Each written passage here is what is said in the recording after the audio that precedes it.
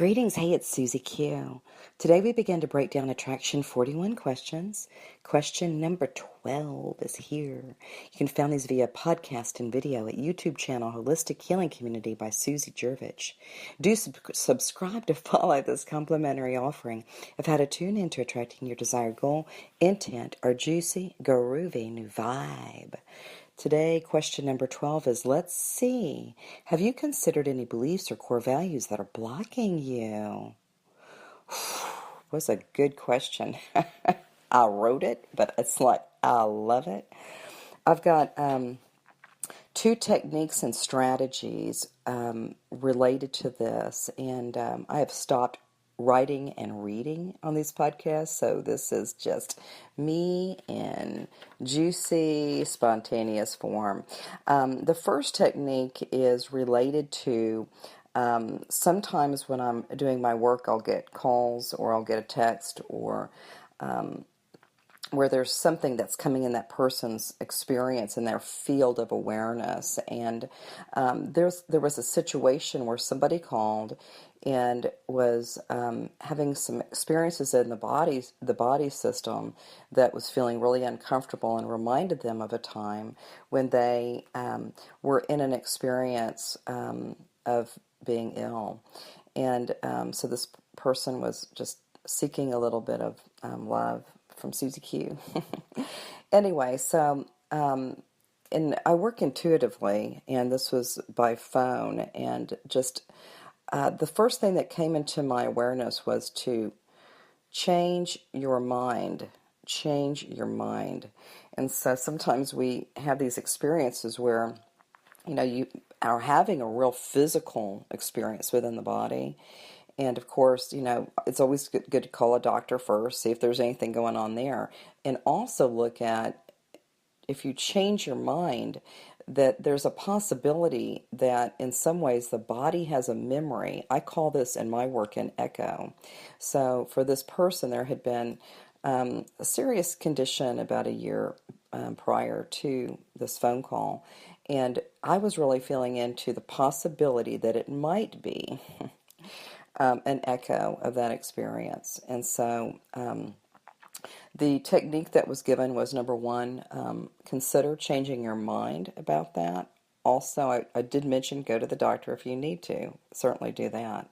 But look at, if you're able to, changing your mind about how you're feeling.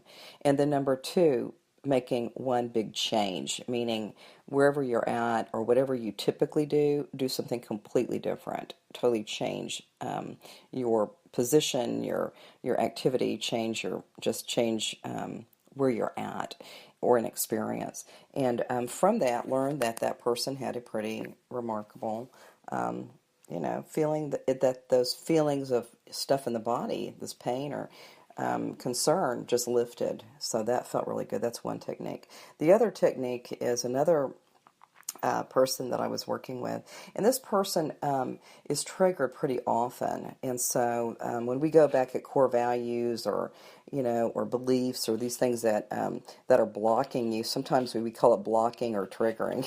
Well, this person gets triggered by saying a person's name. And I found a technique that I used last year when I was doing quite a few readings and appointments, is that some people, when they talk about, or they go into story, drama, or narrative, when they're talking about somebody from the past that was really created with what we consider trauma in their life, that they got a huge charge from that. And what I learned from that last year is to, and I use color. You can use anything. So instead of saying that person's name or that person's relationship to you, mother, father, brother, sister, spouse, whatever, friend, you neutralize it into a color. And so I would typically ask my friends when they're noticing how it feels and how when that person is triggered and brings that into this conversation or brings it into a social setting, it really is kind of like, I call this the womp, womp, womp.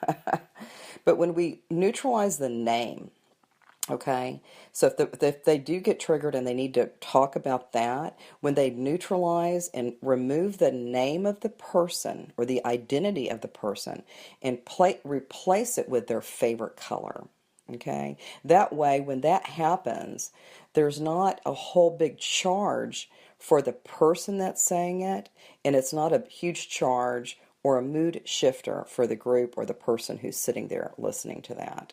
So that's another technique, is to reduce a charge, is to replace the triggering word or the charge on the word or the frequency. Replace it with a frequency that you love, not saying that you love that person or love that issue, but just replacing it with love, and you can still be processing that information if that's required. And what I find too with that is that eventually that charge just kind of completely dissolves out. So those are two techniques. Change your mind, change your position. Notice it may be an echo and not a present moment awareness. The second one is a charge on a person's name or memory or narrative story drama. Remove the name and replace it with something that you love. For me, I choose color.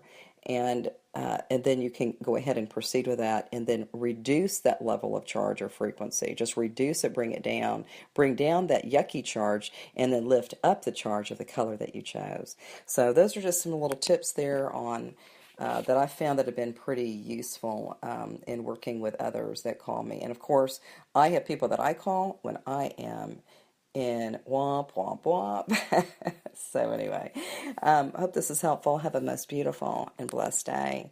And thank you so much for listening. And have a, like I said, a juicy day too.